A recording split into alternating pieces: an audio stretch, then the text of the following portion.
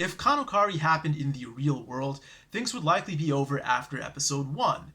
You know, your girlfriend leaves you for another guy and you're feeling a bit lonely and depressed, so you think to yourself, well, maybe I'll spend a little money to get a girl to spend some time with me.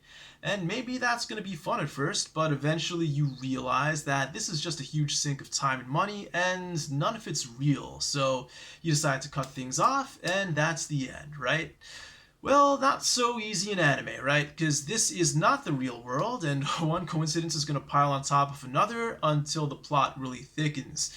In the case of this show, you have Mizuhara and Kazuya attending the same university, and not only that, it turns out they live next door to each other, so cutting each other off really isn't in the cards for these two. Now, for this episode, episode 2, I want to talk about three things, the three S's for this episode. You got sacrifice, shit tests, and social proof. Let's start out with sacrifice and what that really means here. I don't necessarily mean taking a bullet for someone. I'm talking more along the general lines of doing something for the benefit of someone else at a cost to yourself. Now, let's take a look at women first. Who will women sacrifice for and under what circumstances?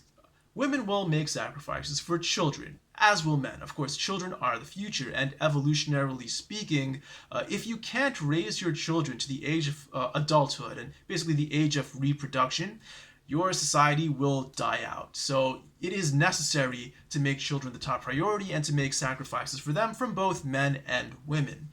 But who else will women really have the instinct for sacrifice towards? Really no one else. Women aren't really going to make sacrifices for other women. They're not going to make sacrifices for beta men or men they see as less than or even equal to.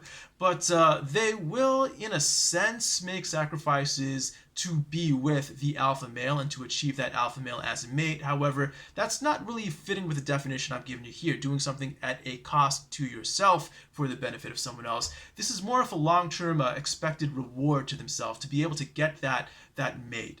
So it's really more of an investment or a calculated risk rather than sacrifice when women supposedly make sacrifices for men, specifically alpha men.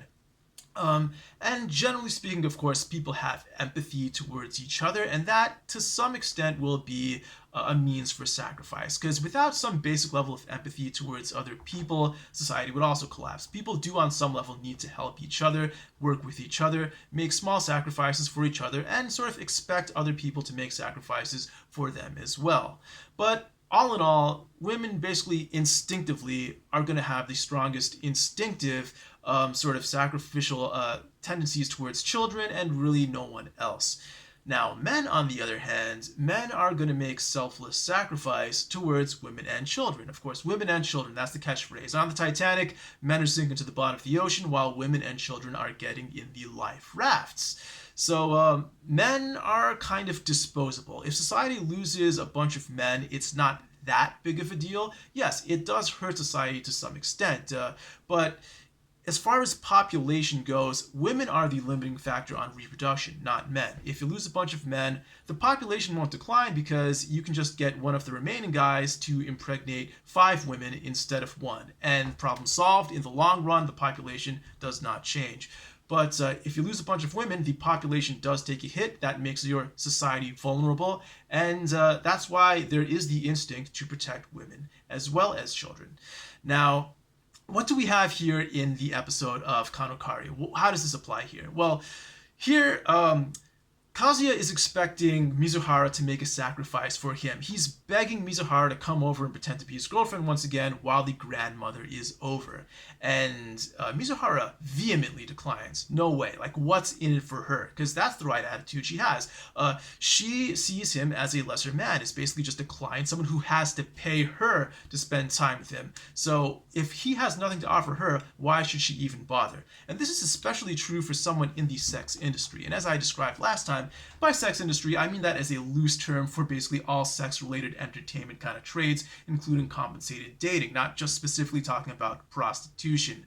But if you're working in this kind of industry, your goal is to basically extract as much money from like gullible or vulnerable lonely men as possible. And so if you empathize too strongly with them, if you feel sorry for them, if you want to make sacrifices for them, you are not going to last long in that industry. So especially for the case of women in the sex industry, they are not going to make sacrifices for beta men. They have that instinct essentially driven completely out of them. So of course Mizuhara isn't going to just volunteer to help Kazuya. However, when the grandmother comes and she overhears the grandmother's story, that's when the empathy really kicks in and she decides, well, I'll help him out for the sake of the grandmother. Now, of course, there's no instinctual reason to help out someone's grandmother, but there is more of a stronger sense of empathy towards another woman in society than some beta man who she doesn't really respect or expect any protection or provision from. Now, let's move on to the next issue. Social proof. What is social proof?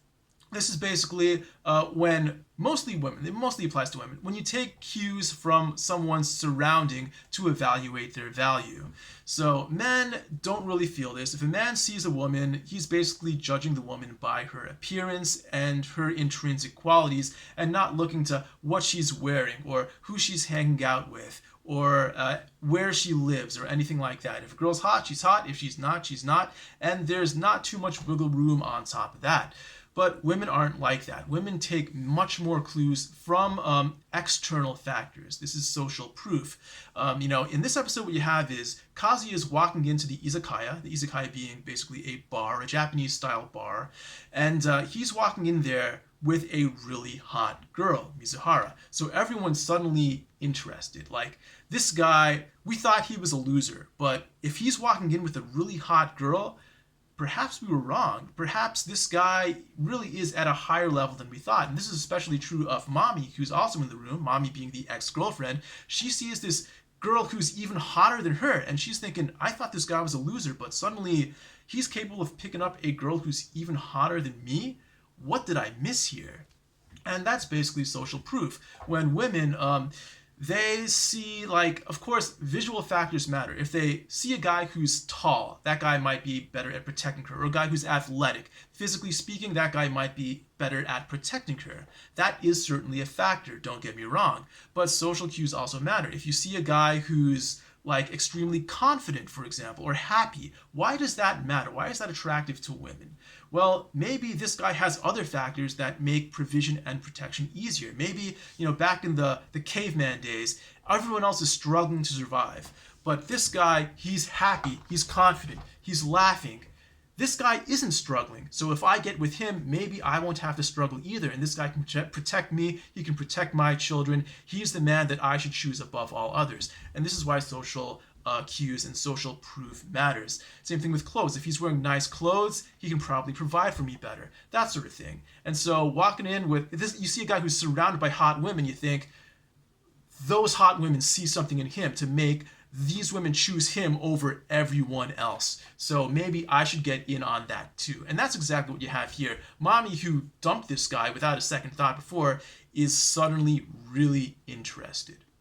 And this brings us to the third thing I want to talk about today, and that is shit tests. Now, shit tests basically means a woman tries to provoke a man into providing some sort of reaction. And if he provides that reaction, he fails, he is weak, he is predictable, he is manipulable, he is not the man you want to get with. But if the man stands up for himself, if he fights back, if he shows that he is strong-willed and doesn't just go along with whatever the woman says, then he passes the shit test and the woman is going to be more interested in him. Now, what you have in this part of the episode is Mami suddenly starts talking shit about Kazuya in front of his supposed girlfriend and in front of all his other friends. And this is something that's really fucking rude, right? She just talking all kinds of shit about him, and she wants to see Kazuya's reaction. Now, women don't always calculate these shit tests. In fact, many times women will just do it sort of instinctively or kind of half knowing what they're doing, but they're not really doing it in a super calculated way. But here I think it's a very calculated sort of shit test. She wants to see what kind of reaction is Kazuya going to give her, and is he really the guy that she knew before, the guy he dumped, or is he something more than that? Is he easy to provoke? Like, if she talks shit about him, is he just gonna like shrink up and kind of take it, or is he gonna fight back? That's what she wants to see. And here, Kazuya is actually failing this shit test. Like, he's just kind of like, you know, assuming almost a fetal position and being really timid. But Mizuhara stands up for him, and this actually helps him pass. Because when a girl this hot is standing up for him and fighting and putting herself on the line for this man, you have to think this guy is a guy worth standing up for, a guy worth fighting for, and a girl like this hot, for her to be all over him, there is definitely something there. And so Mami, after this interaction, she shies away and suddenly becomes a lot more genuinely interested in Kazuya, even though she just dumped him like a week earlier. So anyway, at the end of this episode, we see that she really is kind of interested in getting in his pants, or at least that's what's suggested. This is anime, of course, so maybe in the next episode there's going to be a misunderstanding or something is going to get in the way and cock block him, who knows. But basically, that's where they stand. Mami is all of a sudden another romantic interest. Anyway, that's all for now. See ya at episode 3.